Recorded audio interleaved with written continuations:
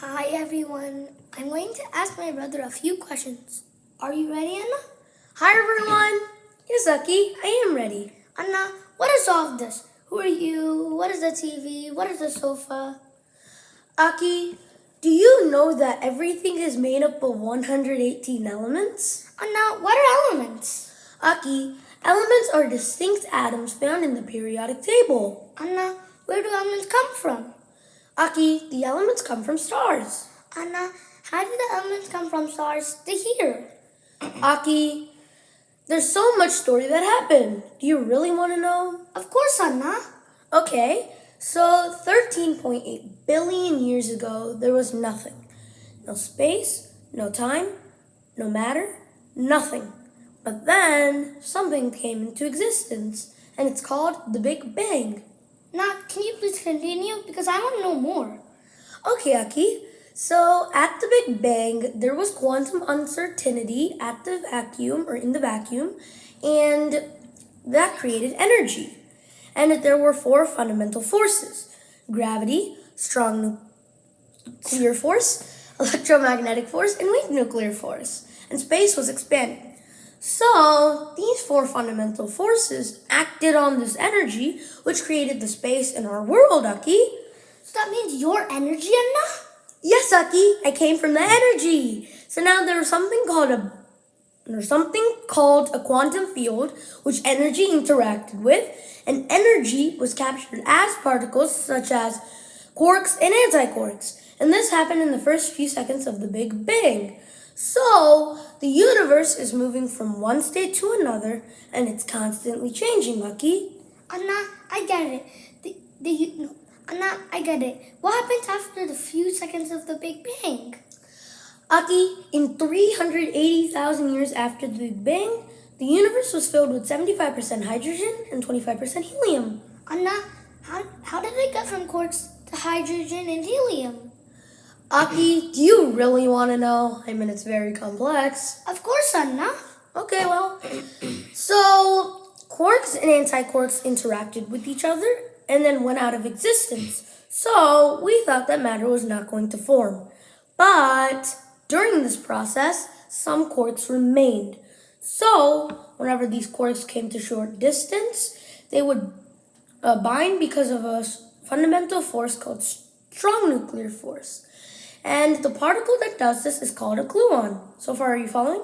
Listen. So now there are three types of quarks which can either make a proton or a neutron. Two up quarks and one down quark make a proton. Two down quarks and one up quark make a neutron. So the universe is filled with equal amount of protons and neutrons, Aki. Anna, can you please continue? Because I want to know more. Okay, Aki. So protons and neutrons wanted a stable energy state. A single neutron does not have a stable energy state. So a single neutron does not have a stable energy state. So a fundamental force called weak nuclear force acts on this neutron and decays it into a proton, antineutrino, and electron. So the universe is filled with more protons than neutrons, Aki. Anna, what happens if there are more protons than neutrons? Aki, at that point in the universe, it was still dense and hot. The universe was still dense and hot. So whatever protons and neutrons were there, they were interacting. Whenever a proton and proton interact, they repel. Whenever a proton and neutron interact, they form a deuterium nuclei, or nucleus. Anna, why do proton and proton repel each other? Aki, a proton is positively charged. Two positively charged particles repel because of electromagnetic force. Can you please continue, Anna? Okay, Aki. So further interactions with the deuterium nucleus form a helium nucleus, which have two protons and two neutrons. So now the universe is filled with free-floating stable amount of protons and free-floating helium nuclei. Positively charged protons bind with negatively charged electrons because of electromagnetic force. So now the universe cools down to the point where there are no more interactions happening, and hydrogen elements or atoms are created because of proton and electron, and helium is created with two protons, two neutrons, and two electrons. So now the universe is filled with 75% hydrogen and 25% helium, not equal. Yeah, Anna, I get it. The universe is filled with more hydrogen and less helium. Yes, Aki. So now this hydrogen and helium that is in the universe are getting pulled together because of gravity, another fundamental force, forming lumps across in something called cosmic web. Do you understand, Aki? No, Anna, I don't understand. Because of the Big Bang explosion, space expanded, and hydrogen and helium formed. If gravity pulled hydrogen and helium together, it has to come to a single point. Why lumps forming? Aki, that is a very good question. But in the first few billion years, it was not a problem because the Big Bang explosion had an impact and space was expanding. So now, matter was not uniformly dense because of quantum fluctuations, so gravity started forming lumps. But after a few billion years, it could be a problem because the Big Bang impact goes away and gravity slows down the expansion of space and makes the big crunch, pushing everything back to a single point. But what we observed is that there's something called dark energy, which is moving the universe at an accelerated rate. And dark energy creates repulsive gravity, which is the opposite of gravity. So while gravity is pulling everything in, repulsive gravity is pushing everything outward, forming lumps across in the cosmic web. Do you now understand, Aki? Yes, Anna, they're lumps with hydrogen and helium. Perfect, Aki. So now these lumps that are across the cosmic web are also getting pulled together because of gravity, forming one of the first stars. Do you know what a star is and how it's formed, Aki? I'm not sure how a star works and how it's formed, Anna. Okay, Aki. So gravity pushes, whenever the star is forming, gravity is pushing in the lumps in, forming the star. So this creates a lot of pressure at the core. So the pressure starts pushing matter outward. So while gravity is pushing matter inward, pressure is pushing matter outward. And it works like a thermostat. Anna, I get it. That means gravity cannot make it small and pressure cannot make it big. Perfect, Ducky. So now, whenever a star is formed, a lot of heat is generated at the core because of gravity. So the hydrogen atoms in the lumps are interacting with each other, and this is what they call cook or fuse. And they they become later deuterium and then later helium. So once it runs out of hydrogen to cook/fuse, the remaining helium fuses with the hydrogen and creates heavier and higher elements. And all of the four fundamental forces are making these heavier and all these elements, such as lithium, carbon, oxygen, nitrogen, and it can go up until iron, Aki. And now, what happens if it goes above iron? Aki, if it goes above, star can cook or fuse elements and release energy. Whenever it comes to the point of iron, though, iron consumes that energy. So gravity starts winning. So this creates a lot of intense pressure at the core, and the pressure cannot be sustained, so it results into a supernova explosion. Whoa! Like fireworks, Anna? You can think of it like fireworks, Aki, but it's much, much bigger. Anna, what happens to the elements that get cooked in the stars? Aki, whenever a supernova explosion happens, the elements in the star are spread across in the universe. These elements later form a stellar nebula. So Anna, that means there are no more stars? Not exactly, Aki. When one star dies, another star is born. Anna, where do the heavier elements come? Aki, whenever a supernova explosion happens, it leaves some matter behind. This matter is called a neutron star. Because of gravity, these neutron stars collide and form heavier and higher elements like gold. These elements are getting flung into the stellar nebula. That's how gold is formed, Anna? Yes, Aki, that is how gold is formed. So now, the stellar nebula doesn't just have any hydrogen or helium, it has all sorts of elements, like lithium, carbon, oxygen, iron, gold, carbon, all these elements, Aki. So now, these elements are also getting pulled in together because of gravity, forming a proto-galaxy. Not a galaxy, but a proto-galaxy, which have billions of old stars inside of them, and lots of stellar nebulas formed. And now, how did the solar system form? Aki, here's an interesting fact. So, the first stars were very big, had very short lifetime, and they fused very fast. Like, they would burn very fast. So, one of these big stars resulted into a supernova explosion and disturbed a stellar nebula at the corner of a proto-galaxy. And the stellar nebula started rotating, giving rise to our solar system. So that means big stars burn fast, Anna? Yes, Aki, big stars do burn fast. So now, from the disturbance from the supernova explosion to the stellar nebula started making the stellar nebula rotating, giving the rotation of our solar system. So now, inside the stellar nebula, the hydrogen and helium are getting pulled together at the center of our solar system, forming a star called the Sun. You're familiar with the Sun, right? Yes. So exactly. The remaining dust particles, elements, and matter form planets, rocks, and asteroids. Planet Earth is rich with 118 elements, Aki. Anna, so that means the sun is like another star cooking up elements from hydrogen and helium? Yes, Aki, that is correct. Anna, I understand how the solar system and planets are formed, but how are you and I are made? Aki, we learned about how elements are formed earlier. Now we need to learn how molecules are formed. Do you know what a molecule is and how it's formed, Aki? I'm not sure what a molecule is. That's okay, Aki. So, a positively charged nucleus will have a negatively charged electron orbiting around it. These electrons will orbit around in shells.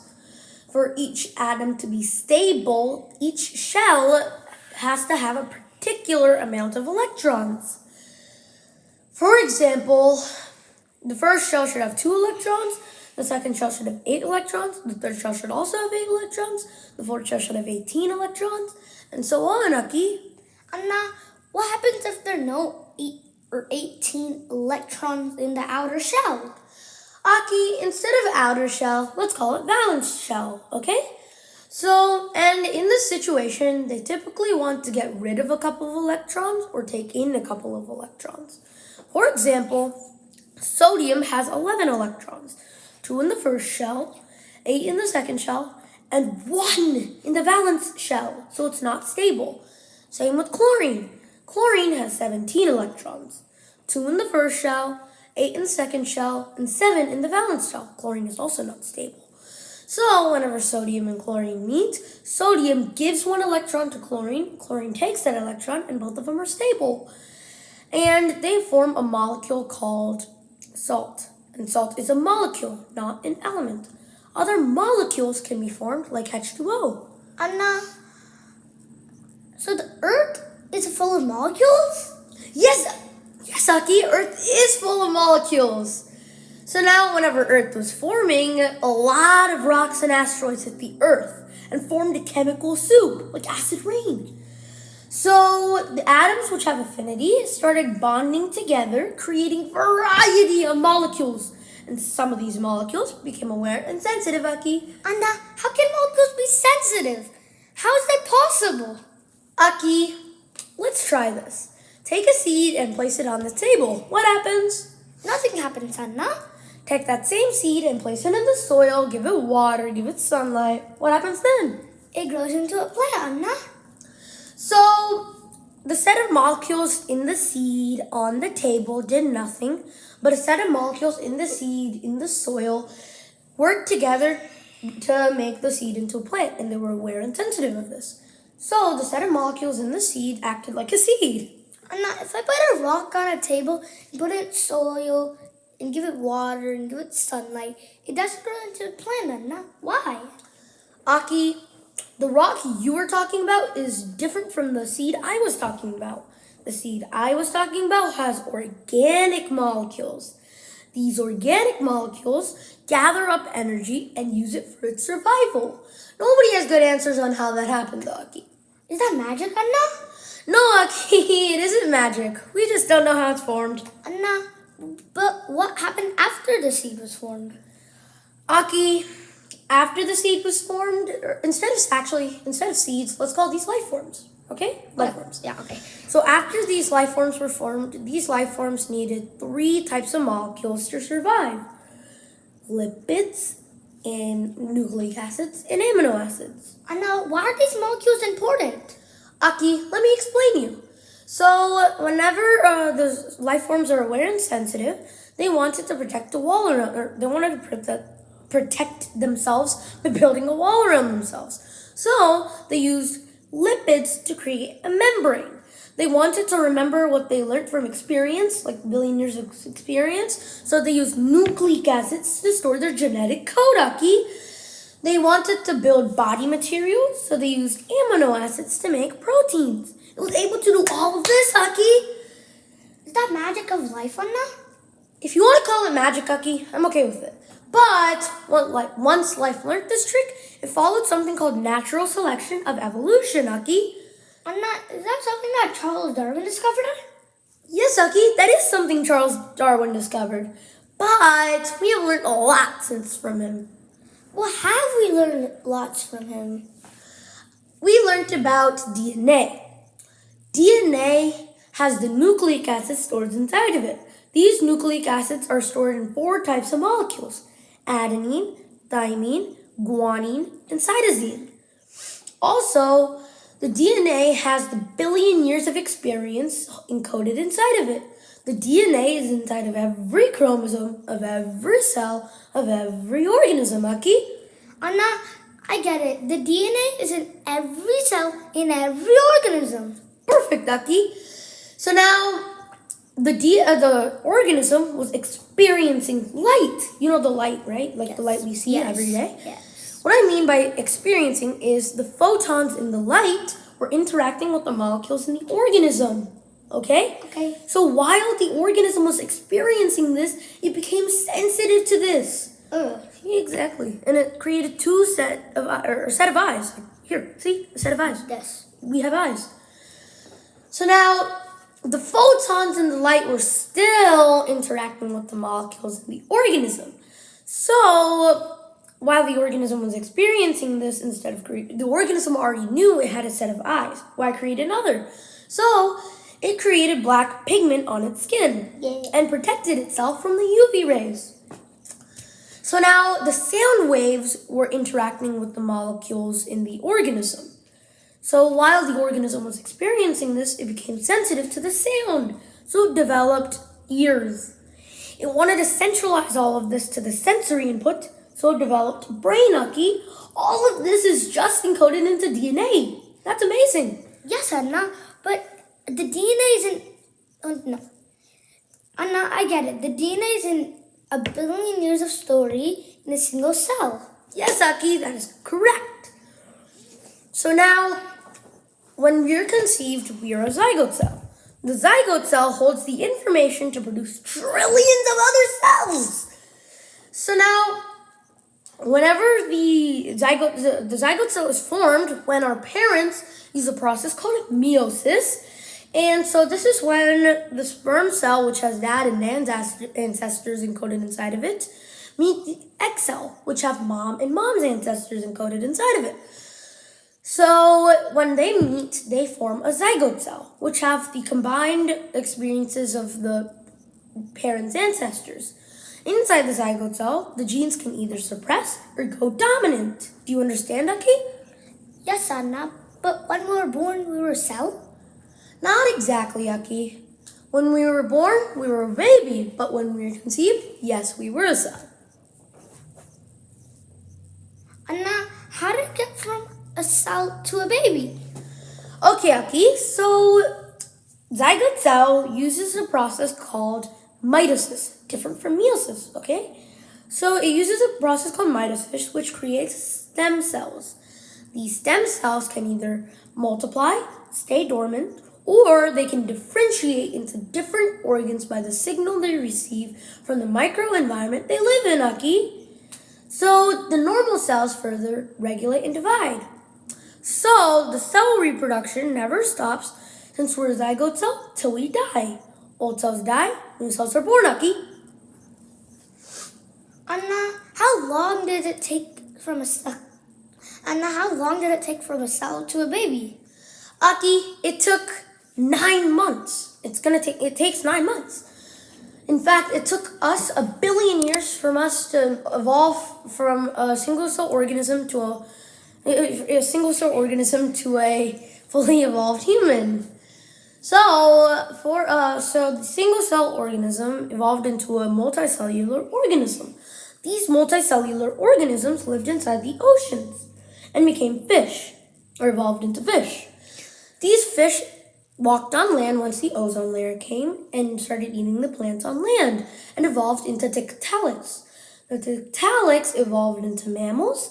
The mammals evolved into apes. The apes evolved into Homo sapiens, or as known as humans. So, it took us 1 billion years from us to get to a single cell organism to a fully evolved human, Aki. Anna, so much happened since the Big Bang. So much did happen since the Big Bang, Aki. From the Big Bang to now. We must remember this story. But there's still so much things we don't know.